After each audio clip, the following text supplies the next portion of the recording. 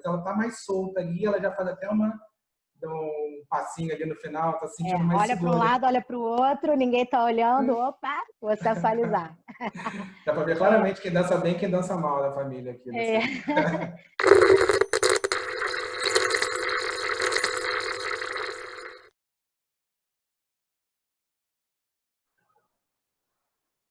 Olá, pessoas, sejam bem-vindos ao Quintal do Cinema, um dos novos programas da grade da TV Barbosão no YouTube. Toda quarta um programa novo para você. Espaço onde discutimos sempre um tema de cinema ou de série com alguém que entende bastante do riscado. E hoje nós temos aqui a nossa querida professora, dançarina, atriz, patinadora e principalmente minha irmã Luciana Quintal. Seja bem-vinda.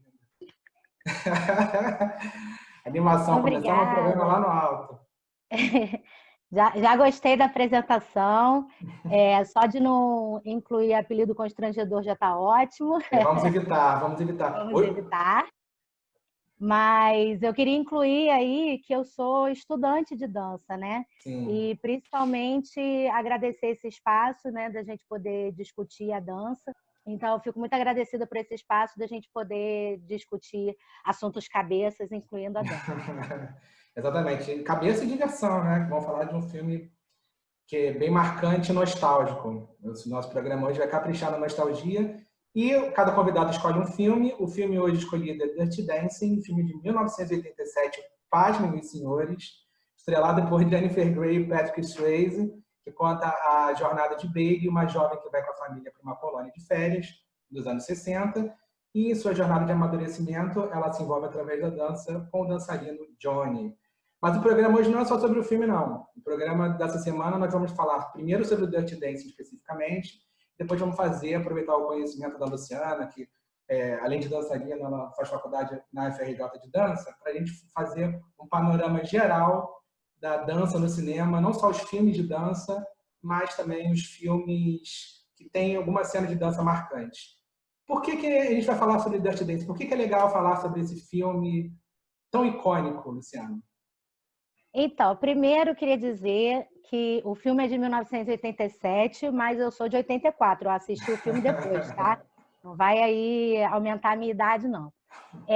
Então, eu escolhi o Dirty Dancing porque, por incrível que pareça, era um filme que eu assistia repetidas vezes, né, no VHS, voltando, rebobinando e vendo de novo, como se fosse um filme infantil, e nem é um filme para criança, né?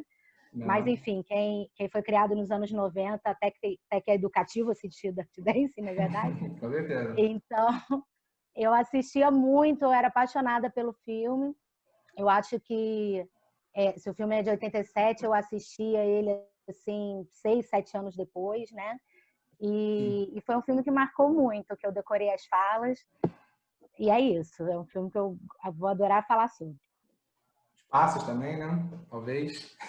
Sim.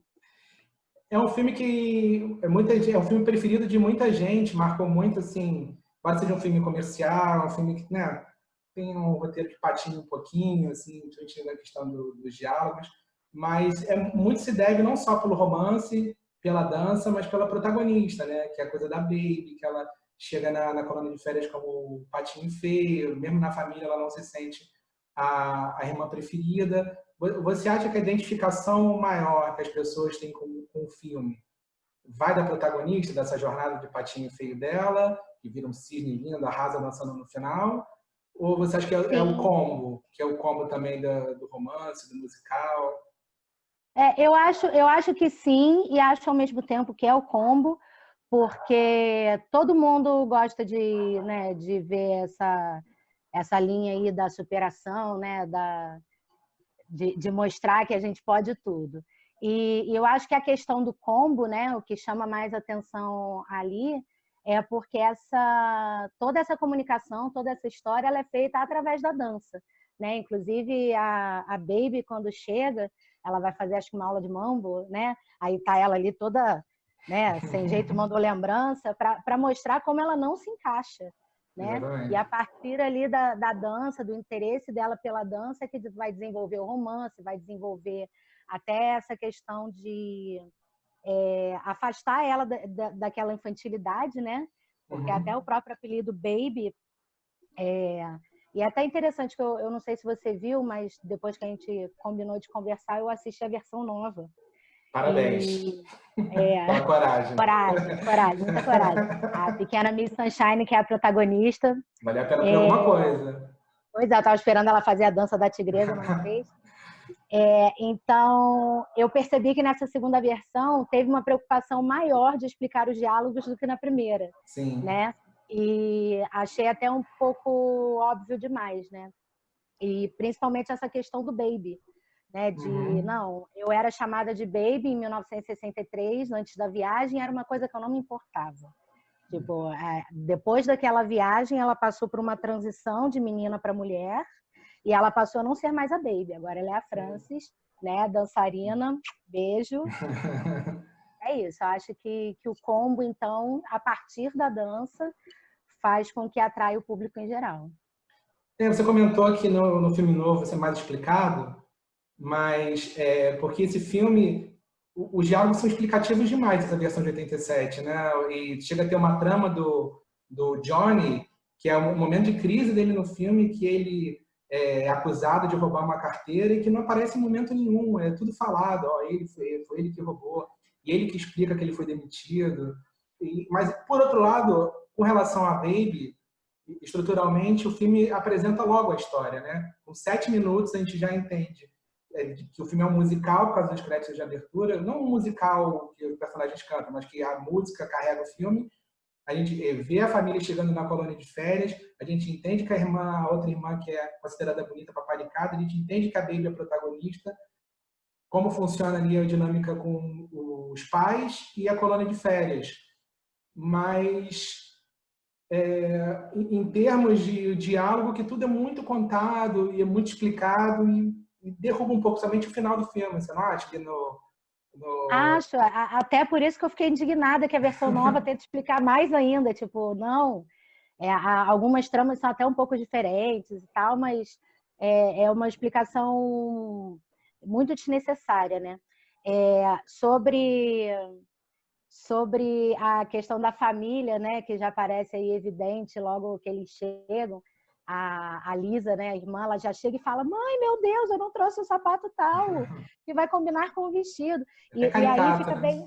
bem caricato, e que fica bem evidente também que ela se aproxima da mãe para falar isso com a mãe, né, o diálogo é com a mãe, e a Baby, por sua vez, que é a solidária, que quer fazer projetos sociais e que ajuda a carregar as malas, o diálogo dela é com o pai, para ficar bem claro assim que ela é mais próxima do pai, enquanto a Lisa é mais próxima da mãe, né? Verdade. E aí a gente percebe também, apesar de não ser muito explorado, que a personalidade da mãe ela vai para o tendencia para o lado da filha, né? Da futilidade, daquela que, né, casou para ser esposa e mãe, ponto. Não extrapola muito isso, mas eu acho que dá para perceber. E na questão da Baby, né, até por essa coisa de a irmã bonita e a irmã feia, um outro estereótipo que é criado em cima disso também é que, bem, a feia tem que ser inteligente, né? Já que ela não vai conquistar aí pela beleza, então essa aqui é a tracinha de livro, tá sempre lendo, sempre estudando. E é isso, é a forma que ela tem até de se aproximar do pai, né, e de mostrar o seu valor, eu acho.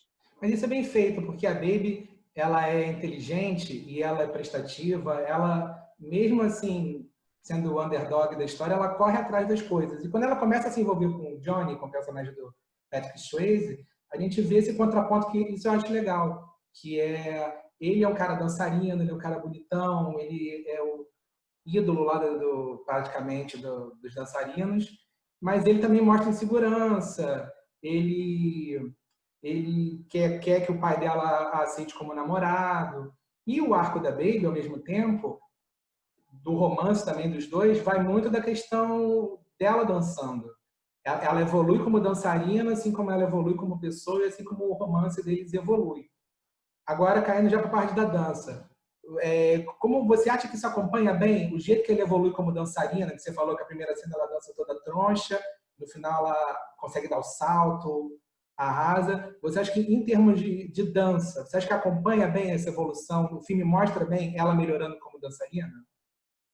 Sim, eu acho que todo esse arco dela, né, como você mesmo disse, ele vai aparecer através da dança, ele vai aparecer através dessa falta de encaixe dela nas primeiras manifestações de dança, vai aparecer depois nela, né, na andada dela na ponte, ela já está começando a aprender a dançar, já está começando a explorar a sensualidade. E eu acho, inclusive, que uma das cenas que, quando eu era criança, assisti, eu achava engraçado, mas que depois eu passei a achar assim, até emblemático, é a parte da cosquinha, né? Sim. Aquela que ela sente, ele vai fazer o passo e ela dá aquele risinho, ai, cosquinha, que é uma coisa infantilizada, né? E essa é uma passagem que vai mostrando como é que ela vai, né, superando aquela infantilidade e vai se tornando mulher. É um passo sensual, inclusive, e ela acha graça, ela ainda tá... Exatamente, exatamente. Então, ela está perdendo a coisa de menina, né, ganhando, explorando a sensualidade, a sexualidade dela até, através da dança. E outra coisa que eu acho interessante também de acrescentar, que eu não sei nem se eu já estou te atropelando. Não, fica à vontade. Você é convidada. Muito felizinha de falar desse filme, é que você falou assim, que ele é um cara que dança, né, é o rei da cocada ali no espaço dele e tudo, mas que ele tem as inseguranças dele também. O que eu penso em relação a isso é que eles são duas pessoas assim de mundos completamente diferentes, né? Ela, quando vai testar a peruca lá com a Penny, né? Ela vira para a Penny e fala assim, eu queria ser você. E a Penny falou, poxa, eu fui expulsa de casa com 14 anos de idade. Eu aprendi a dançar porque eu fui obrigada a dançar, sabe? O Patrick Swayze, quando fala como ele começou a dançar, ele fala, eu estava numa lanchonete, tipo, provavelmente ali, né, pobre, duro, sem perspectiva de vida, entrou um cara e falou do teste para instrutor. E foi a forma que ele encontrou de se profissionalizar, né, de ter um trabalho. Então, assim, isso é muito interessante, né, da gente explorar no mundo da dança. Enquanto as pessoas, das artes, né? Enquanto as pessoas olham de fora e só veem o glamour, né? A Baby só viu o quanto eles eram maravilhosos e quanto ela queria fazer parte daquilo, mas não via, né, o lado relação, trabalho que aquilo ali envolvia, né? Nem tudo é glamour, né? Isso eu acho muito interessante também. É trabalho duro. Você citou uma coisa legal, que foi a cena da ponte, daquele clipinho que ela sabe que vai ser a substituta na dança e que ela começa... É aquela coisa clássica, né? Do Karate Kid, do processo de treino, do Van Damme, do Rock Balboa, aquele clipe dela melhorando, treinando e fazendo por onde. E é muito legal. Comentei até, para quem ainda não pegou o bonde andando, nós somos irmãos, eu conversei até com minha mãe, que é outra fã do filme, e aí é uma coisa bem interessante, que ela tá dançando toda troncha na ponte de manga comprida, e depois, quando corta, ela já tá com uma de camiseta, de short, mais solta, não é nem questão de estar com roupa curta, mas ela tá mais solta ali, ela já faz até um passinho ali no final, tá sentindo mais olha segura. Olha para um lado, olha para o outro, ninguém tá olhando, opa, vou sensualizar. Dá para ver claramente quem dança bem e quem dança mal da família aqui. Não, e é interessante que essa evolução, né, apesar de eu não gostar dessa palavra, mas essa evolução da personagem, ela vai se mostrando no vestuário dela também, mas quando você falou assim, ela usava mangas compridas e tudo, né, e isso vai ficando muito evidente. Mas uma coisa que para mim não era tão evidente, né, que não tem nem tanto a ver com o assunto, mas que eu gostaria de acrescentar, que eu li isso, é que o Patrick Swayze usa sempre roupa escura e ela sempre roupas com tons claros, tons pastéis. Você já tinha reparado isso? Não, tem tudo a ver com o assunto. Tem tudo a ver, né? Eu achei muito interessante, que é para mostrar, assim, marcar como eles são de mundos completamente diferentes, né? Isso é muito interessante também. E outra coisa, ela passa a usar maquiagem, que ela não usava maquiagem. Quando o pai fica decepcionado com ela, né, com a questão do aborto e tudo, ele vira para ela e fala assim, estou decepcionado com você e tira isso da cara antes que sua mãe veja. Né? Tipo assim, não te reconheço mais. A linda é a maquiagem da apresentação, né? Aquela apresentação do meio do filme. Ela tá maquiada com a da apresentação, então foi na correria, pega e passou mal. Sim. Mas você citou um negócio... Mas digo assim, que foi uma coisa assim para marcar, né? Como é que o pai não a reconhecia mais, porque era a baby do papai, e de repente ela tá ali de short de maquiagem. E marca bem essa transição. Você trouxe uma coisa muito legal, que essa diferença o contraste entre eles através do vestuário.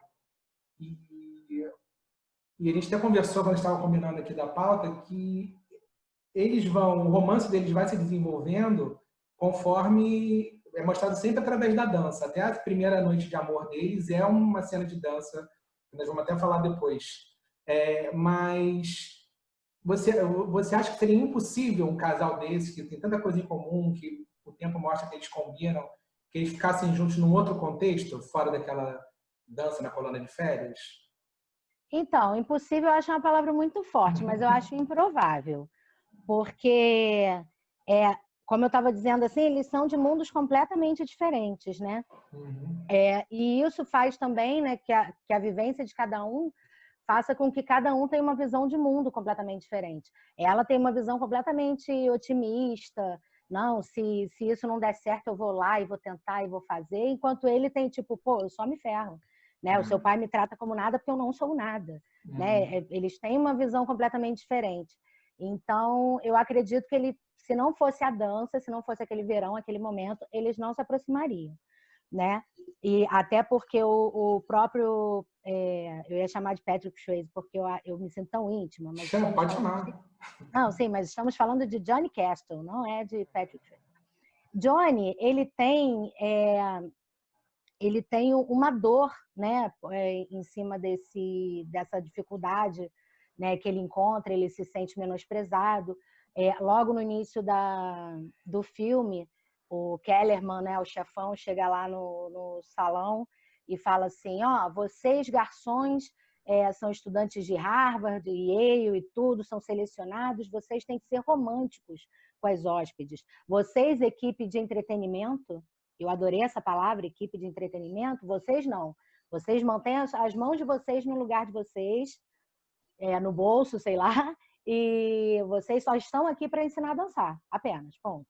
Fizeram os bibelôs, praticamente. Exatamente. Então, assim, ali já marca a diferença entre os próprios funcionários, né? Os que são instruídos, que estão preparados para casar, que são feitos para casar, e vocês que são equipe de entretenimento, né?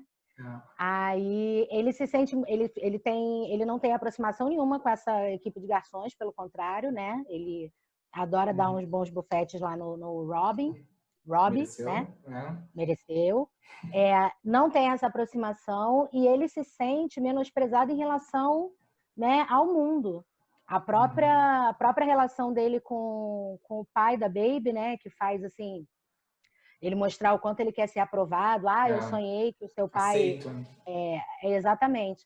Eu sonhei que seu pai me abraçava, sei lá, apertava a minha mão pelo ombro, como ele faz com o Robbie. Porque não é nem tanto a aceitação da relação deles, né? Mas é uma metonímia do quanto ele quer ser aceito por todo mundo, do quanto ele quer ter aquele tratamento também, né? Verdade. A gente está falando bastante como é que o romance, os personagens se desenvolvem ao longo do filme através da dança e um destaque, né, para a atuação, para a composição de personagem que a Jennifer Grey faz da Baby, que realmente, você vê claramente que ela é uma atriz que sabe dançar, que ela dança muito bem, e ela também convence com uma pessoa que não tem mínimo traquejo e essa evolução que você mesmo frisou que é muito bem feita. Por falar em coisas que você frisou, você fez questão de deixar bem marcado que quando o filme estava... A gente não viu o filme no cinema, a gente viu o filme na VHS, né? Em 87 nós éramos crianças. E o filme, assistir esse filme em 2020, inegavelmente para quem viveu aquela época, traz essa questão nostálgica, né? É um filme que faz a gente lembrar todos esses filmes assim, de dança, que foi uma explosão no final dos anos 80, e é um filme que é retratado nos anos 60, é a nostalgia da nostalgia. Você acha que sem essa capa nostálgica, sem essa avaliar a regra de 15 anos, outras coisas, você acha que esse filme se manteria hoje se fosse lançado em 2020? Então, eu acho que sim. Considerando, é claro, que sendo um filme nostalgia da nostalgia, vão ter certos diálogos, certos valores que não são mais aceitáveis hoje, né? Mas a Baby, para uma personagem da década de 60, ela era para Freitex, ela tinha uma cabeça muito mais, né?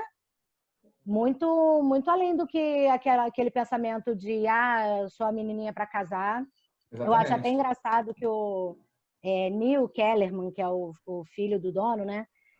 A aproximação dele com ela, que é uma coisa super forçada, do tipo, ele é o esquisitinho rico, ela é a esquisitinha inteligente, então vamos formar esse casal, né? Os próprios pais pensam assim. Uhum. E ele se aproxima dela falando assim, quando as pessoas me perguntam o que eu tenho de bom para oferecer, as pessoas respondem, tenho 2 hotéis. Tipo, nossa! E ela fazendo aquela cara assim para ele do tipo, meu Deus, me tira daqui, né? Então eu acho assim que analisando outros contextos daquela época, né, adaptando para a época de hoje, acho que faria mais sentido. Mas sim, gente. O filme, todo o diálogo que é feito pela arte é válido, né? Você não acha? Acho. Eu revi o filme com um olhar bem crítico para fazer o programa, depois de muitos anos. Anotei várias assim, coisas que me incomodaram, mas como é que você falar que um filme desse é ruim? Um filme com um final daqueles que você sai, você lembra sempre, aquela dança que é bem marcado desses filmes dessa época, né? A gente está falando de nostalgia. Sempre tinha aquele momento clímax, era um número musical absurdo. A gente vai até chegar lá quando a gente fala sobre dança no cinema, mas os filmes dessa época, o Footloose, Flashdance, filmes que no fim tem essa explosão. E ouvindo a trilha sonora, que é ótima, com músicas dos anos 60, é impressionante como é que esse filme foi marcante nesse sentido, que eu lembrei, já que está falando de nostalgia, das gloriosas festinhas de playground que existiam, que eram mais comuns naquela época, e essas músicas sempre tocavam em algum momento. As músicas da trilha do Dirty Dancing e daquele disquinho do Coelho, que era música dos anos 50, uma versão mais dançante, elas sempre rolavam. Come on, everybody! Exatamente. Tá, tá, tá, tá, tá. Eu acho que nós temos o título do programa já. Mas, voltando agora para a parte das cenas do filme, eu separei alguns blocos para a gente falar agora sobre dança, que fique bem claro que eu sou super leigo, gosto de ver gente dançando, amaria ter esse talento, mas eu queria que você fizesse uma análise sobre os momentos principais da dança.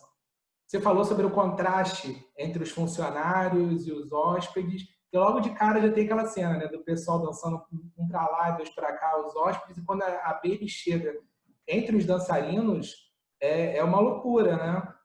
Como é que você vê essa cena de dança no início do choque da Baby, vendo aquele pessoal dançando a beça, o Patrick Swayze, o Johnny, né? Com aqueles passos hiperpélvicos.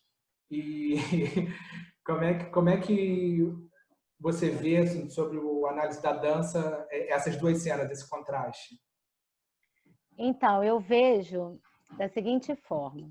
A dança no Hotel Kellerman, né, na pousada, sei lá, resort, como a gente chama, a dança ali ela é vista apenas né, para fins comerciais e de entretenimento, ponto. Então, quando a gente vê a dança, né, os funcionários ensinando a dança para os hóspedes e tudo, existe uma gama de modalidades que são permitidas. Aqui você vai ensinar o mambo, vai ensinar o merengue, vai ensinar a puladinha do coelhinho, né? Vai ensinar isso aqui que é fechado e é isso que você pode fazer aqui. Enquanto aquela dança, naquele ritmo quente, que é feito lá Entre os dançarinos.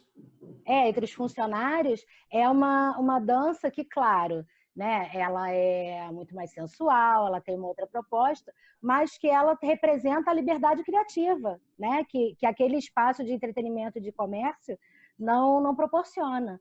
E aí me puxa o gancho até para a pachanga, que eu tive que pesquisar o que é pachanga, né? Por favor, é minha dúvida.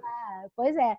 A pachanga ela é uma dança de origem cubana, do final dos anos 50, e muito legal, inclusive, me deu vontade de aprender, porque ela parece assim, um pouco, né, do samba de gafieira, com samba no pé, tem um pouco da ideia do charme, né, porque tem a dança junto, mas tem a dança separado, de passinhos e tudo. Muito animada, muito, muito legal. E a questão da pachanga no filme é que o Patrick Swayze ele não chega a se recusar a fazer, né? Pelo contrário, ele está ali para se submeter ao que o chefe manda. Mas quando ele sente uma pequena abertura, né, dele poder demonstrar a liberdade criativa dele, aí ele fala assim, poxa, que legal, vai querer fazer uma coisa diferente? Eu pensei numa coisa assim, aí ele vai e faz uns passos, né, e tudo. e o chefinho fala assim, não, eu pensei na pachanga, né? Se você não quiser, tem outros dançarinos que queiram, beijo, tchau. E ele, né, de novo ali polido naquela caixinha de modalidade só. E ele reclama com a Baby assim, tipo, cara, o cara não sabe nem o que é pachanga, né? Tipo, ele tá querendo saber mais de dança do que eu e eu tenho que me submeter, porque é isso, né? No mundo corporativo a gente lida com isso várias vezes, de ter que respeitar de quem sabe menos que você sobre o riscado, não é verdade? Exato. O problema dele não era com a pachanga, com o estilo, era de não ter liberdade de fazer o número que ele queria. Era com a limitação, exatamente. E você falou do merengue agora, que quando falam que ela dança mal, ela ou ele, eu acho, ele fala assim, nossa, mas ela não faz nem o merengue. Tá menosprezando, né? É tão fácil dançar merengue assim. Não, para mim nenhuma dança de salão é fácil. O convívio social com o outro não é fácil, imagina dançar, né? Eu acho que essa cena, o que me chama a atenção, claro que rola um tipo, dentre os graus de dificuldade, nem o merengue, que é mais simples, né? Ela não sabe. E eu acho assim, dá vontade de gravar essa cena, porque ela faz uma cara de raiva, né? Ele fala assim, não, ela não pode fazer isso, ela não dança nem o merengue. Aí ela dá aquela apertadinha de olho assim, né? Tipo, pô, mexeu com o meu brilho, peraí, né? Então, isso envolve um pouco também a questão dela se infiltrar naquele espaço ali, né? Porque ela mexeu com o brilho dela, né? Apesar dela não falar nada, ela dá aquela apertadinha de olho. Tem a questão do lado baby solidária, né? Porque a funcionária está precisando, ela tem que fazer um aborto, ela vai perder o emprego, ela não pode perder aquele emprego. Mas tem a questão principal, que é a baby precisar, né? Querer muito se infiltrar naquele espaço ali. Isso. Ela arruma até desculpa de ir com a melancia, né? Ela carrega. Sim. Não, eu te ajudo. E outras cenas de dança do filme, vou citar algumas rapidinho. Tem o ensaio dela, que a gente fez até a comparação agora com o Rock Balboa, que ela treinando, Karate Kid em cima do tronco, na água, um barato aquele clipe. Tem o momento que eu acho subestimado de dança no filme, que é a irmã dela ensaiando no palco, que é maravilhoso. E a cena que a gente falou da primeira noite de amor deles, que envolve a dança. Inclusive, você disse que é a sua cena preferida do filme. Mas eu queria te perguntar, era sobre a diferença, é a mesma coreografia, mas da cena final do filme e da primeira apresentação que eles fazem juntos, que em teoria flopou, né? Ela não consegue fazer tão bem no meio do filme, e no final do filme eles fazem os mesmos passos praticamente, com aquela emoção de que ele voltou, e a plateia toda vai junto, a coisa apoteótica, que é a cena que o filme é lembrado até hoje. Então, eu queria perguntar para a Luciana Bailarina essa questão os dois. A primeira apresentação, ela só não consegue dar o salto, praticamente, né? E ela dá aquela disfarçada. Como é que você acha que está a emoção nesse sentido da apresentação? O que o bailarino traz para além do movimento corporal, da memorizar a coreografia em si, que faz a diferença de uma apresentação da mesma coreografia ser apoteótica e a outra não? Adorei a pergunta. Eu tentar formular isso na minha cabeça para não ficar atropelado. Então, não, isso aqui eu acho maravilhoso, porque... Pra vida, levei pra vida. Pra vida, o show não tem que parar, meu amor. Não fez o salto, matamos ali. Então, eu principalmente, assim, até pela linha de dança que eu pesquiso, né, que é a dança contemporânea, que é o foco da FRJ, o importante é a gente pensar não nos passos em si, mas pensar no quanto aquilo está te contando uma história, né? Então, cada uma das cenas de dança, elas contam uma história, né, de acordo com um determinado momento. Tem uma cena que é que eles estão ensaiando, que eles fazem um sanduíche, né? Tá a Baby no meio, a Penny atrás. Inclusive, gostaria de fazer um parênteses aqui, que é Cynthia Rhodes, essa bailarina. Ela fez o papel da Penny, ela trabalhou no Embalo de Sábado à Noite, ela trabalhou no Grease, né? E então, hoje em dia, ela é uma artista esquecida, mas ela era maravilhosa, cantava e tudo. Mas enfim, voltando. Tá a Penny aqui, a Baby no meio e o Johnny na frente fazendo aquele ensaio formato sanduíche. Ele mantém o contato visual com a Penny.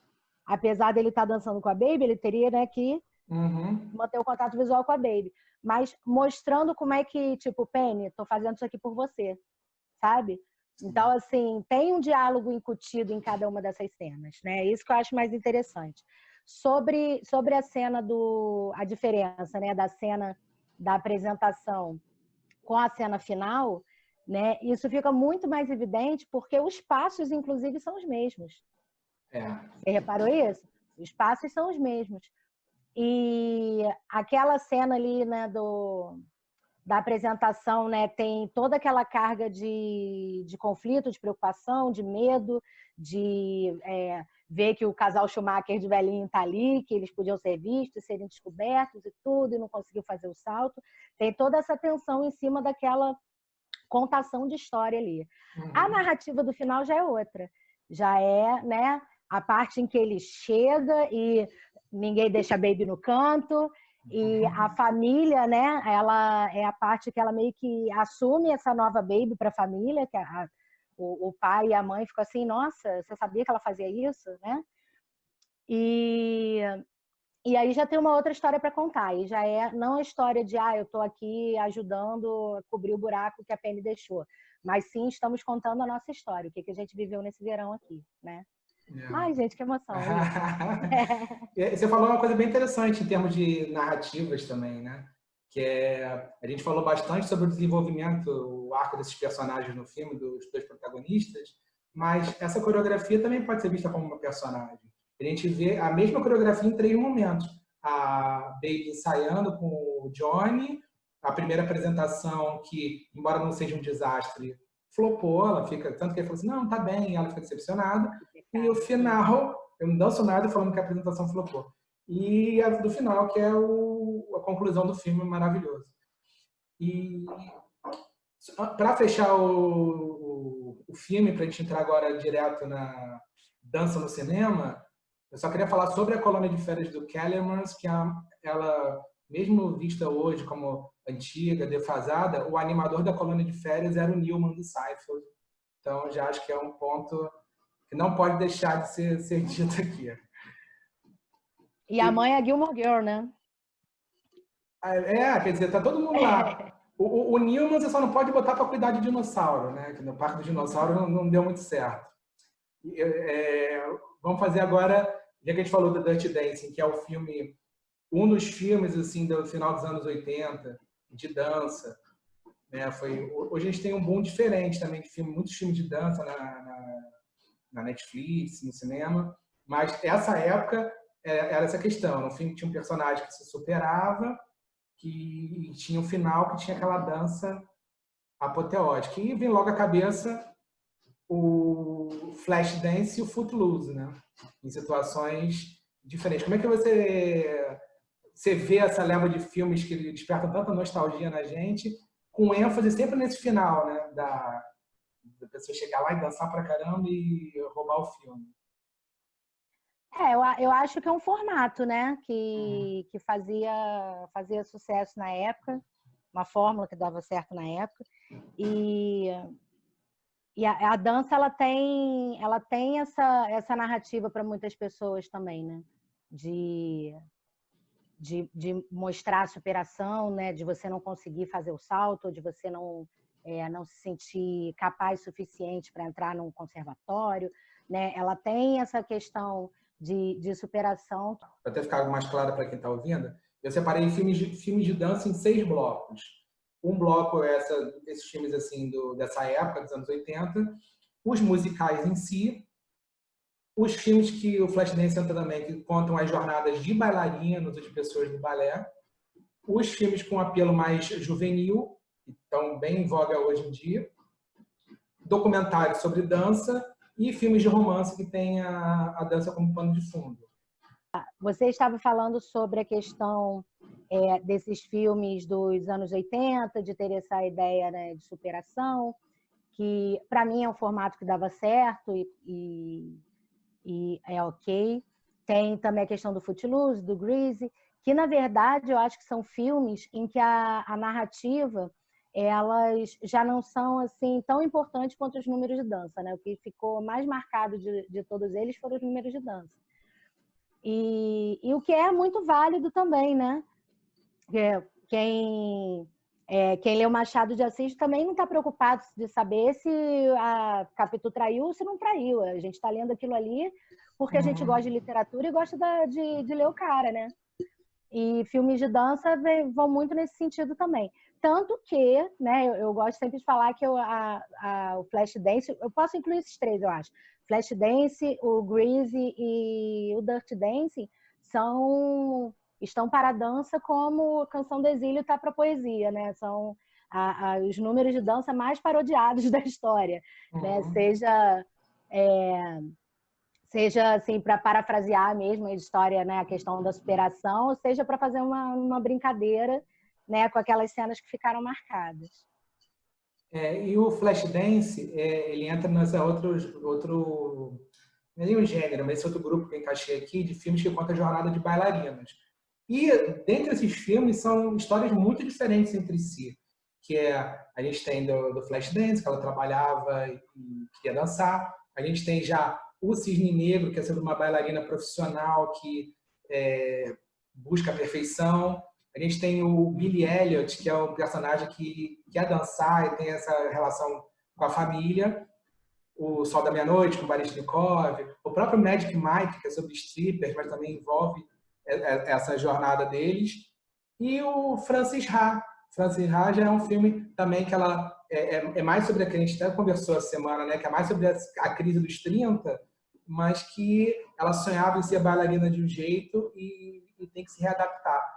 Você, como uma pessoa que dança, qual é esse tipo de filme assim que mais te marcou e qual jornada que você gosta mais de ver na tela, assim, do bailarino querendo o seu lugar?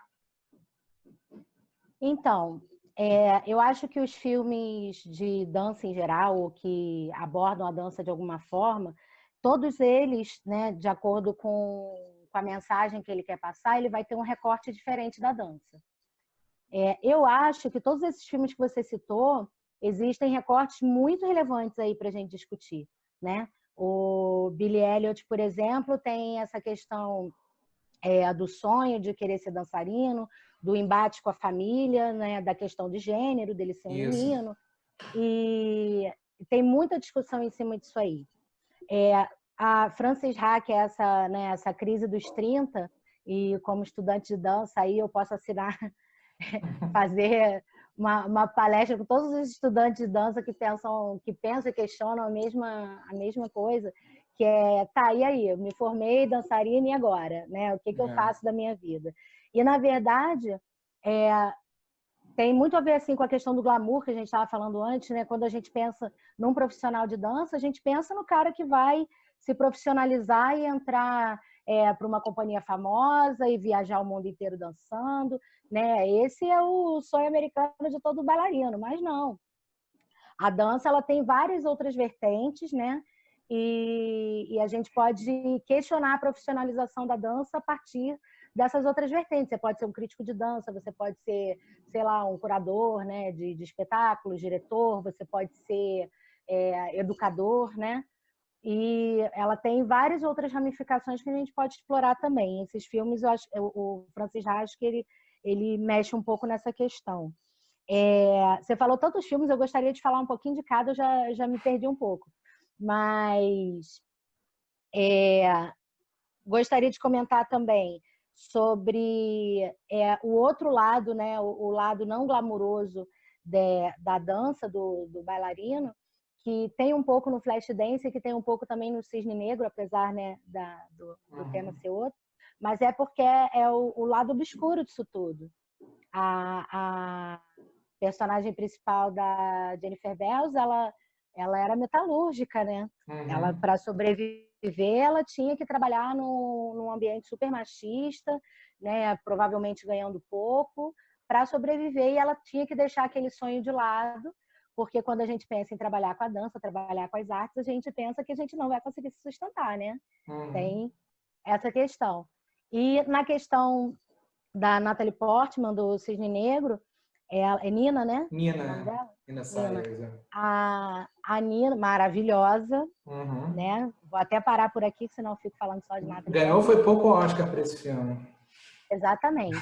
Ela já trata, eu acho esse filme muito interessante porque ele, através da narrativa do balé, né, da história do cisne negro, né, dessa busca dela pela perfeição, mostra aquele lado obscuro também, né, do treino de, como é que a gente fala, de bailarinos de alto rendimento, né? Uhum. Ela tem as questões psicológicas que envolvem o principal, a base do filme, porque o bailarino, por mais que a gente olhe no palco, né, principalmente assim a questão do bailarino clássico, que a gente vê ele, a bailarina em cima das pontas, naquele mundo romântico das fantasias e tudo, tem o ser humano ali dentro fazendo aquilo, né? Uhum. Tem toda a questão pré-espetáculo, pós-espetáculo, tem os pés sangrando, né? Eu acho interessante a gente tratar desses assuntos também, né? Desglamorizar, desromantizar essa dança que as pessoas gostam de ver. Ela, de certa forma, ela era uma operária também, fazendo esse paralelo com o Flashdance, né? Dentro daquela Nossa, adorei isso, academia vou de anotar. dança. Vou dizer que foi eu que falei. Exatamente. E agora a gente cai para a parte dos musicais em si, desde lá atrás do Fred Astaire, Ginger Rogers, Gene Kelly, passando pelos grandes produções, West Side Story, o Cantando na Chuva, que é a cena de dança mais icônica do mundo. E como é que você gosta do gênero do musical e como é que você acha? Tem muitas também peças da Broadway que foram transpostas para o cinema, né? O Hair, Rent, tem versões para o cinema também, filmes para TV, inclusive. Se você gosta do gênero musical e se você acha que nesses filmes em geral, Chicago, Moulin Rouge, que é, se você acha que a dança está bem, consegue ficar bem inserida no contexto maior da história, dos musicais em si, dentro desse gênero que é tão específico, né? Que ninguém sai cantando pela rua, embora devesse. Embora devesse. Eu sou apaixonada por musicais, adoro. Quando as pessoas ainda assistiam DVD, conhece aquele disquinho pequenininho? Então, eu cheguei a cogitar de colecionar DVDs musical até que, né, eu parei, minha coleção tá pequenininha. Adoro. Eu acho que o musical, ele traz muito disso que a gente acabou de falar também, né? De contar uma história através da música, através da dança, só que assim, a história em si, ela acaba ficando mais em segundo plano do que os próprios números de dança. Eu sou apaixonada por, né, eu tenho meus preferidos, meus musicais preferidos, mas eu acredito assim que em boa parte deles a dança faz um papel tão importante quanto a música, entende? Sim, entendo. No próprio Chicago, na cena das presas atrás das grades, da Hairspray, que é um musical assim, que é um dos meus preferidos, porque a protagonista é uma gordinha que não tem medo nem vergonha de nada, que luta contra o racismo. Mete a cara. Exatamente, acho ela maravilhosa. Trabalha com a questão da dança, né? Porque o programa é um programa de dança do Hairspray. E trata de questões, né, que envolvem o mundo da dança também, inclusive a gordofobia, que não é tanto pela personagem, porque ela é super sacudida, isso nunca foi um problema para ela, mas é retratada pela mãe, né, que no cinema foi feita pelo John Travolta, né, o nosso querido Tony Maneiro virou a mamãe gordinha. Ele não, ela, né, a personagem, que traz essa questão de virar para a filha e falar: não, você vão rir de você não pode dançar no programa, né? E no final ela que tem aquele estrelato dela dançar, uma coisa que ela sempre quis, e que o corpo gordo foi o que a impediu, né? Uhum. Então eu acho assim que tem muito de dança para se falar nesses musicais, para se tratar nesses musicais, muitos assuntos que envolvem a dança também. E é isso, não sei se eu te respondi, porque eu vou me empolgando. Gosto, aqui para empolgação total. E você fez um paralelo legal do Hairspray com o olhar externo é mais impeditivo que ela dance do que ela mesma, e dá para fazer um paralelo legal com o Billy Elliot também, né? Essa questão da Sim, virilidade, ser um totalmente. tabu, mas ele está muito certo que ele é apaixonado por aquilo. Totalmente. Eu queria até Eu amo acrescentar esse filme. Figura musical também. Desculpa, mas é que eu queria acrescentar sobre isso, essa questão do olhar externo, né? Do quanto não só as pessoas leigas em relação à dança, mas do próprio universo da dança também, né? Que tem esse olhar que julga, que pune, que eu queria falar justamente sobre duas coisas. Uma é que eu, como professora, eu levei uma professora minha, professora de balé, para dar uma oficina para os meus alunos lá em Nova Iguaçu, quando eu dava aula lá em Nova Iguaçu. E ela tratou sobre essa questão de gênero, que é claro, né, quem, né, os alunos adolescentes que não têm a vivência com o balé, eles olham e acham que é coisa de mulherzinha. Ela fez todo mundo fazer plié e ficar na ponta e falar, me diz agora se não é coisa de macho, né, fazer esse esforço todo. E outra coisa que eu queria acrescentar em relação a isso também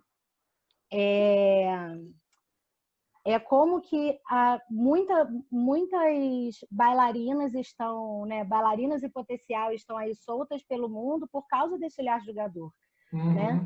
Eu como bailarina gordinha, eu podia já ter começado essa jornada desde muito mais nova, e o que me impediu foi, né, como colocar o meu corpo gordinho num colã. Achar que não era para você. Exatamente. Então, assim, quantas meninas não passam por isso, né? Ou quantas meninas que sei lá, que se agridem por conta desse olhar julgador, que é, na verdade, falta de informação. A dança, assim como todas as artes, ela é feita para todo mundo, para todos os corpos, todo mundo pode dançar, né? Claro, bacana. Uma mensagem importante de ser dita mesmo. Ainda mais que você... Queria citar, desculpa, vou citar rapidinho, que eu sei que esse não é nem o momento, mas como eu falei da minha professora de balé, queria citar o nome dela, que é Tamiri Serpa. Ela é coordenadora de um projeto que se chama Corpos Sãos, e é justamente sobre isso, né? Sobre a aceitação do corpo, mostrar que todo corpo pode dançar. E ela tem uma pesquisa muito extensa sobre isso. Quem quiser procurar, saber mais sobre o assunto, o nome dela é Tamiri Serpa. Tamiri Serpa, Corpos Sãos é o nome? Corpos Sãos, o nome do projeto. Maravilhoso. Ah, legal, bacana. Fica aí a dica para quem quiser se aprofundar nesse trabalho, nesse estudo legal dela. O tema é legal, o estudo ainda não conheço. Mas, voltando para os gêneros de dança, agora uma área que eu já gosto, que é o documentário. O documentário é muito comum a gente ter documentários sobre bandas, músicos, sobre escritores. E me parece, como não é uma área que é do interesse mais direto meu, que não tem tanto documentário sobre bailarino, sobre música, né? A gente até lembrou do Pina, do Wim Wenders, que é maravilhoso, que, aliás, é um dos únicos filmes que eu vi no cinema e que fez sentido sem 3D, aquela coisa da trabalhar bem com a profundidade do palco. O filme sobre a Pina Bausch, ele é premiado por coreografias. E no cinema tem essa coisa da profundidade do palco, e ela mexia muito também com objetos, com água, você sentia meio que aquela água do fundo vindo na sua direção. Então é uma pergunta dupla. Como é que você acha que as histórias do balé estão subrepresentadas assim, na não ficção? E o que você acha o que o cinema pode trabalhar com essa questão da coreografia, partindo desse exemplo que eu dei de coisa de profundidade de palco, interação? Então, existe uma ciência que eu não posso falar muito, né, que é a videodança, que trabalha com essa questão da profundidade, do movimento do corpo junto com o movimento da câmera. É um estudo que eu tenho até vontade de me aprofundar futuramente, mas que eu não posso falar muito sobre. Você fez duas perguntas integradas, eu fiquei meio louca. Tem essa mania. Se você acha que a não ficção podia explorar mais histórias de dançarinos e de dança? Sim, adorei. Na verdade, eu adorei a pergunta e eu queria voltar lá nela. O que acontece? As artes, em geral, elas, né, estão cada vez mais sucateadas no mundo da ciência. Né? Enfim, né, estão querendo acabar, cada vez some mais dos currículos da escola e, enfim, cortam bolsas nas universidades, essas coisas. O que eu penso é que as artes, em geral, elas já têm esse preconceito como se fosse uma ciência menor. A dança, ela é o primo pobre das artes. né? Ela, dentro desse contexto, ela ainda, eu acredito que deve ter, né, alguma explicação histórica de, sei lá, demonização do corpo, enfim, de colocar a dança por último lugar. Então, acho que reflexo disso, quando a gente busca materiais de dança, são o que a gente encontra menos, principalmente no cinema. Principalmente essa questão da não ficção, né? Quando a gente vai procurar documentários de dança, a gente ainda tem muito pouco material sobre isso. Outro dia a gente estava, eu estou fazendo uma disciplina que se chama Apreciação Coreográfica, e a gente estava discutindo sobre isso. Quando a gente procura assim, filmes, música, até peças de teatro, a gente encontra muito esses materiais assim na íntegra na internet para baixar, para assistir no YouTube. E a dança, por alguma questão, a gente quase não encontra espetáculos inteiros, né? É claro que pode envolver aí outros temas, né, de direito autoral, não sei, mas é uma forma de mostrar também como é que a gente ainda tem muito pouco material disponível sobre isso, né, para que outras pessoas acessem também. Então, enfim, acho que para quem gosta do assunto e se interessa, acho que a gente está aqui para cavar, né? Onde a gente encontra esses filmes, esse material documental da dança. Sejamos justos, eu estou falando do documentário, mas nessa questão direta. Assim, o Pina, do Wim Wenders, é um filme que fala sobre a Pina Bausch e coincidiu com o momento que ela ia falecer também, tem alunos, é uma coisa mais direta sobre a obra dela, coreografias, e sobre a Pina. Em documentário tem bastante coisa assim que incidentalmente fala sobre dança. Um exemplo clássico, é um filme que a gente adora, que é o Paris is Burning, que é um filme que mostra aquela cena dos bailes dos anos 80, né, da comunidade gay em Nova York, e que ali praticamente você está vendo documentado a criação do Vogue, né, do estilo de dança, depois a Madonna popularizou, e que gerou hoje a série o Pose, né, que é maravilhoso, né? Como é que a primeira temporada é uma das coisas mais estupendas que eu já vi, segunda nem tanto, mas visibiliza a dança, mas sem ser uma coisa mais direta, né? Porque, na verdade, assim, as pessoas, elas têm, como tudo na vida, né? Elas têm muito essa visão da dança como o balé ou como aquelas coreografias já, sabe, pré-determinadas do pop, do axé. As pessoas, elas têm essa visão muito fechada sobre a dança, né? E não é para falar mal do balé, pelo contrário, que eu sou bailarina, adoro balé. Ele tem várias qualidades até, mas é pela questão desse olhar limitado. Quando a gente fala sobre documentários de dança, o filme da Pina Bausch, o Paris is Burning, tudo, a gente está falando de outros contextos de dança que muita gente não conhece. É verdade. Sabe? Né? Então, é questão da gente pensar assim, por que a gente olha para o balé clássico como dança única para ser estudada? Porque ela veio da história do branco europeu, sabe? Porque ela foi a única história que foi contada para a gente. Por que a gente não vai buscar?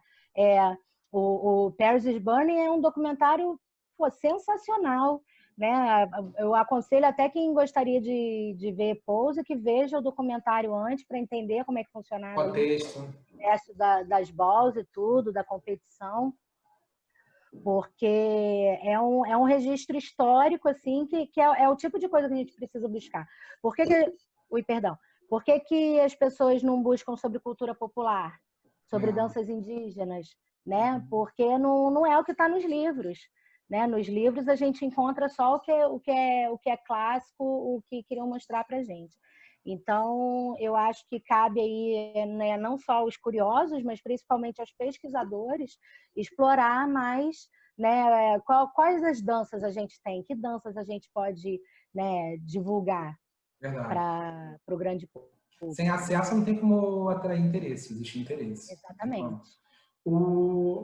E o Paris Burning, inclusive, tem um documentário que foi feito depois, que é meio que revelando como é que aquele filme fez tanto sucesso e as estrelas do filme tiveram uma vida bem complicada depois, como é que o sucesso, os prêmios, eu acho que eu não assisti. Eu também não. Sabe como eu descobri esse documentário? Vou até deixar minha dica cultural antes da sua. Eu vi essa semana um documentário muito bom na Netflix agora, chamado Disclosure, que é sobre a representatividade trans no cinema ao longo da história. Que até quem está à frente do documentário, que apresenta boa parte, não apresenta, mas que é a figura meio que roda o documentário em cima, é a Laverne Cox, que é a Sophie Bourset do Orange is the New Black. E ela conta todo esse apanhado desde o início, como é que as personagens trans são ou psicopatas ou pessoas doentes da cabeça, e aí ele cita a importância do Paris is Burning e também como o sucesso do filme meio que não ajudou em nada. A própria questão da música da Madonna em si não trouxe benefícios diretos para quem vivia daquela cena. Na dança, outros gêneros também, tem a dança que serve como dentro do gênero do romance. A gente tem o exemplo recente do La La Land, O Lado Bom da Vida, que também tem a coreografia no final. Tem comédias românticas, como Dança Comigo, com a Jennifer Lopez e o Richard Gere, que eu acho um filme muito fofo, muito fofo. Em certos lugares eu não admito isso, mas aqui eu vou admitir. Que filme bonito. Aquele cara subindo com aquelas flores. Você viu esse filme, na escada rolante? É muito bonito. Mas tem Richard Gere e Jennifer Lopez, né? Não tem como ficar feio um filme desse, né? E a Susan Sarandon, né? Também é outra lindeza em todos os aspectos, super ativista, talentosa, maravilhosa. E que leva também, para fechar essa questão de coisa dos gêneros, nos filmes mais jovens, que não vou dizer que está rolando um boom, porque é uma coisa que sempre teve. Você pega de 2000 e pouquinho para cá, sempre teve Se Ela Dança, Eu Danço. Agora tem o Dance Academy, que você gosta, tem agora a Dançarina Imperfeita na Netflix. Esses filmes, você acha que está rolando um interesse maior agora, ou você acha que é dentro de um processo que sempre vai ter espaço para esses filmes mais juvenis e que rola... Qual que é o filme da Julia Stiles também, que eu sempre esqueço o nome? No Balanço do Amor. Balanço do Amor. Esse é dos anos 90, né? 2000 e pouquinho. Esse aí, ele trata um pouco sobre essa questão da desconstrução desse balé, né? Que ela queria fazer audição para o balé e acaba entrando no mundo das danças urbanas. Exatamente, maravilhoso. Mas, enfim, sua pergunta, então, é sobre... sobre esses filmes mais jovens, mais voltados para o público adolescente mesmo. A gente está até conversando, né, ontem, eu e você, a Raquel, estava falando também sobre essa questão do High School Musical também, que explodiu e também influenciou essa coisa do filme adolescente com dança, né? Sim, eu acho, na verdade, que sempre vai ter espaço, né? A dança, como as outras artes, ela vem antes da gente falar, né? Antes da gente aprender a escrever, a gente já desenha. Antes da gente andar, a gente já dança, já dá o nosso pulinho de fralda, né? Então, assim, para o universo jovem, eu acho que sempre vai ter esse espaço, né? Até pela questão das coreografias, né? De querer fazer igual, desafio no TikTok. Eu acho que o espaço para o público jovem sempre vai ter. Bem lembrado, TikTok. Mas é um mercado, né? Eu acho que a gente precisa, sim, explorar os outros aspectos da dança. Esse do público jovem, do High School Musical, assim, eu acho Rebelde. Rebelde, esse... A gente, né, tinha Carrossel também, Carrossel não, Chiquititas, né, que tinha coreografias também. Eu acho que esse universo sempre vai ter, entendeu? Só que eu acho que a dança ela precisa ser vista ainda com outro olhar, porque não é só isso, né? Eu acho que quando as pessoas olham o high school, as Chiquititas e a dança como forma de entretenimento, ela esquece da potência da dança enquanto ciência, enquanto outras abordagens que ela pode proporcionar, entende?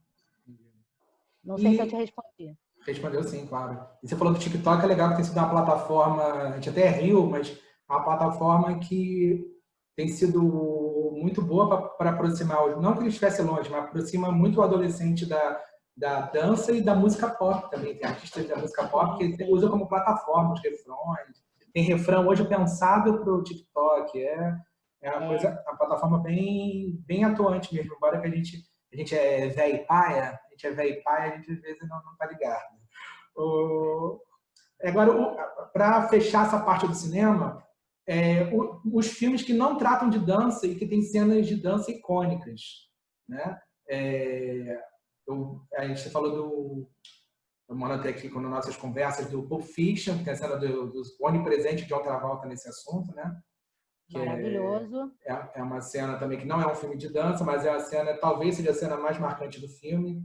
Qualquer gente que toma três caipirinhas na night já manda né? É bem icônico. A gente falou também do Perfume de Mulher, que é aquela coisa da dança como comunicação, né? do personagem cego, abrutalhado, mas naquele momento conduzindo a menina mais jovem que enxerga ele, né? É a comunicação que não tem, né? No trabalho com roteiro, às vezes não tem diálogo que vai chegar perto do que o verdade. Do que o Al Pacino. Você lembra de outros filmes marcantes, assim, cenas marcantes de dança em filmes que não sejam de dança? Olha, eu até lembro. Deixa eu ver se eu anotei alguma coisa. Algum filme com alguma criança de maiô, assim, talvez? Maravilhosa, porque era Miss Sunshine. Então, Lado Bom da Vida. Sim. Né? A dança, ela fica... o filme não é sobre a dança, né? Mas a dança é a forma, né? A participação no concurso, os ensaios, é a forma que eles têm ali de se comunicar, de colocar os seus problemas para fora. Eu acho... E nem... Como você mesmo diz, né? E flopou um pouco, né? A dança dele.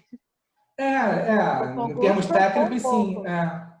Mas o importante daquela dança ali não era isso. O Titanic, ele tem uma cena de dança que eu tenho plena consciência de que não é marcante para o filme. Ninguém, né, lembra do filme falando, e aquela parte da dança, da festa. Ninguém pensa nisso, mas eu, né, gosto de frisar porque quando ela vai para a classe econômica, né, para a festa lá do Jack, através da dança que mostra esse choque entre as culturas, né? Ela tem um status social muito mais favorecido do que ele está ali se divertindo, né, nas danças populares ali, e ela entra naquilo ali, né, ela enxerga, né, a dança por um outro olhar que ela não estava acostumada. E a parte que ela se sente segura, né, de se exibir, de mostrar o que ela sabe fazer é através do balé. Ela fica na ponta dos pés. E aqui, ó, olha o que eu sei fazer. Aí toma o canecão, né? Eu acho uma cena assim muito interessante de mostrar como é que a dança é cultura, né? Também tem a função narrativa legal na dinâmica do casal, do Jack e da Rose, né? Sim, total. Você sabe que tem uma teoria da conspiração aí de que o Jack nunca existiu, né? Sim. Então, todo filme que tem a teoria da conspiração é porque um personagem não existiu. É sempre essa. Teoria da conspiração do filme não sei, do Náufrago. A ilha estava sempre vazia, só a bola existiu. Sempre tem... É sempre isso. Até o Clube da Luta, que, alerta de spoiler, a grande virada do filme é que o Tyler Durden não existe, existe uma teoria de que a Marla, a personagem dela na Bonham Carter, também não existe. Que também é uma projeção do personagem do Edward Norton. Quer dizer, a teoria da conspiração sempre é mais fácil, né? Mas só isso inventaram para justificar por que ela deixou o Leonardo DiCaprio morrer afogado. O único motivo. Uma que eu lembrei agora também, cena de dança, num filme que não é de dança, que a gente nem comentou quando estava fazendo a pauta, que embora o título do filme não é um filme de dança, é a cena do Último Tango em Paris. Porque o Último Tango em Paris, que é um filme, né, problemático em muitos aspectos, é um filme que tem essa coisa eles, quando estão trancados no quarto, eles não falam os nomes, não se comunicam. E quando eles vão para a rua e é o momento em que eles estão ali para se apresentar como casal, eles estão tipo num salão e eles dançam o tango todo errado e eles são expulsos quer dizer, eles são ali a intenção era meio que mostrar que é um casal que não tinha como se adequar na sociedade burguesa, da forma como ela estava posta, e aquilo é feito muito legal, de forma brilhante na cena da dança. Eu queria falar também sobre a dancinha da tigresa da Miss Sunshine, da Olive. Não, pois é interessante, né, que o filme também não é sobre o concurso, É né? para Aquilo desconstruir ali, um concurso, né? Essa exatamente, ideia. né? E mostra várias questões sobre as relações familiares ali e tudo. E, e as pessoas ficam chocadas com aquela dança que não é nada apropriada para uma criança, né?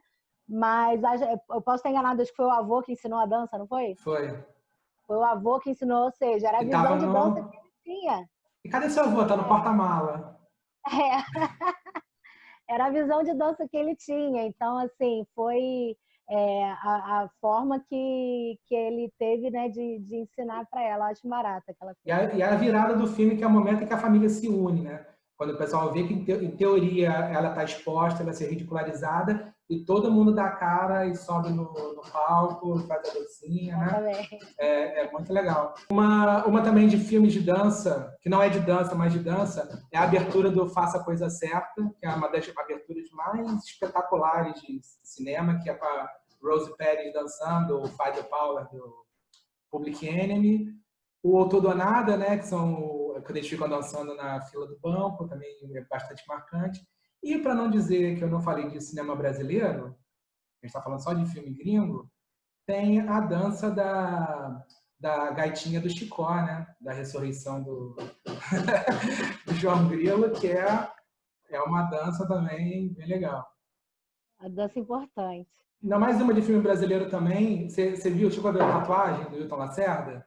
Não. O Tatuagem também tem essa questão do... É um personagem que ele está no exército, e ele, né, tem essa questão de estar se descobrindo gay, e a aproximação que ele tem com o personagem, que é o Jesuíta Barbosa que faz, que é a aproximação que ele tem com o personagem do Irandir, é uma cena muito bonita de dança, também, que eu acho bem marcante. Eu gosto tanto desse filme e eu tô até me sentindo mal de não saber lembrar de cabeça o nome dos personagens. Mas é bom que você tenha os atores, que são dois dos melhores atores do cinema brasileiro. Maravilhosa. Já fiquei com vontade de ver. Veja. E a última questão antes sobre dança é qual que você acha que é a coreografia que mais te marcou no cinema? Pode ser em série também. Que mais me marcou? Cita mais. A gente falou várias aqui, né? Pode ter. Então, eu vou voltar ao Dirty Dancing, porque eu sou apaixonada pelo Patrick Swayze, mas não só por isso, não, porque a gente falou até da cena final, que todo mundo gosta muito e ficou marcada para todo mundo. Claro que ficou marcado para mim também, né? O meu sonho é que alguém me levante daquele jeito. Mas uma das cenas que mais ficaram marcadas para mim foi desse filme, que eu acho que é meu filme preferido da vida, que é a cena de amor deles. Uhum. Porque o filme, né, ele não se aprofunda especificamente em nenhum assunto, mas ele chega a permear sobre o assunto da virgindade, que a Lisa, a irmã dela, tá doida para perder a virgindade. Fala de aborto também, né? Fala também. Mas, assim, nessa questão, nessa cena da relação deles, o que eu acho mais interessante é que ela não marcou uma data, né? Não estava à procura daquilo como a irmã dela estava, né? Mostrou a naturalidade daquele romance acontecendo. Ela foi procurar ele, a professora de português falando procurar ele, né? Mas tudo bem. Foi procurá-lo no quarto dele, logo que o pai brigou com ela, assim que o pai virou e falou, estou decepcionado, não te reconheço mais, e blá, blá, blá. Ela foi procurar ele em seguida, então marcando bem esse ação desgarramento. Uhum. Exatamente, mostrando esse desgarramento dela com o pai, dela com a baby, né? Dela criança, para ela mulher. E quem toma as iniciativas de tudo é ela. Ela vira para ele e fala, eu quero dançar. Ela, né, na dança ali, ela vai se aproxima do peito dele. Ela vai circula o corpo dele. Ela mostra que ela quer. Né? Então, isso mostra também um certo empoderamento feminino. Sim. Né?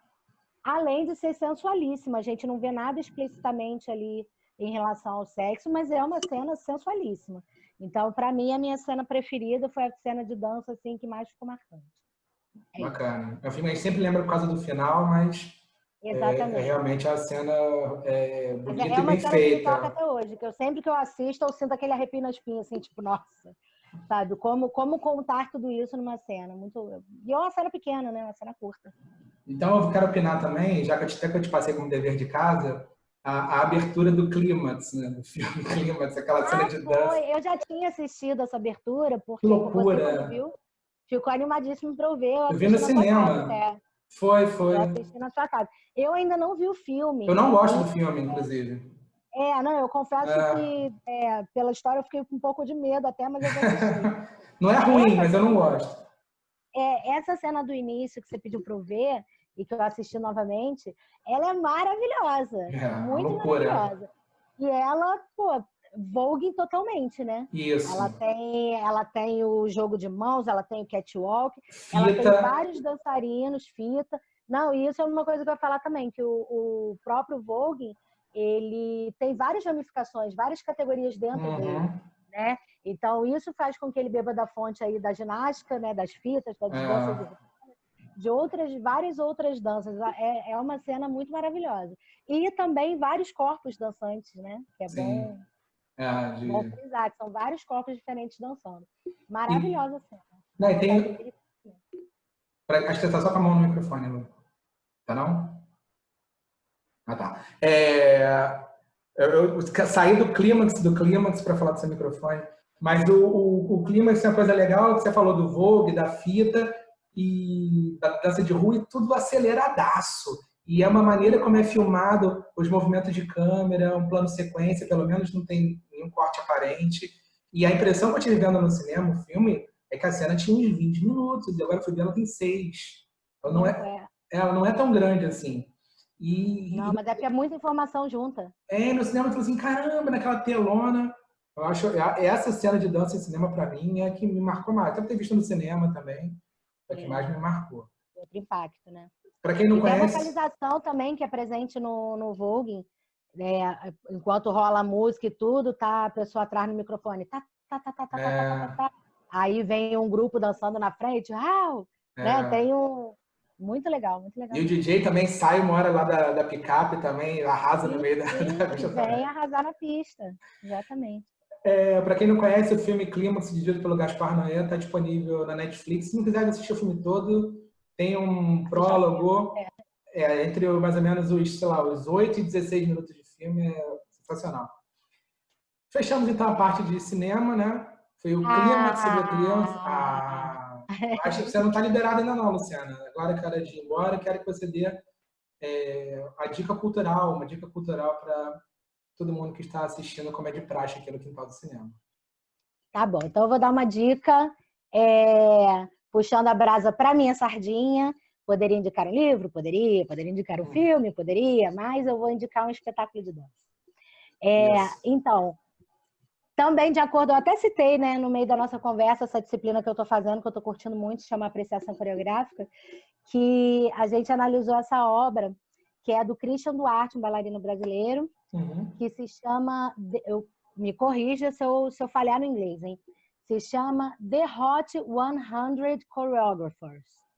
Arrasei no inglês? Arrasou.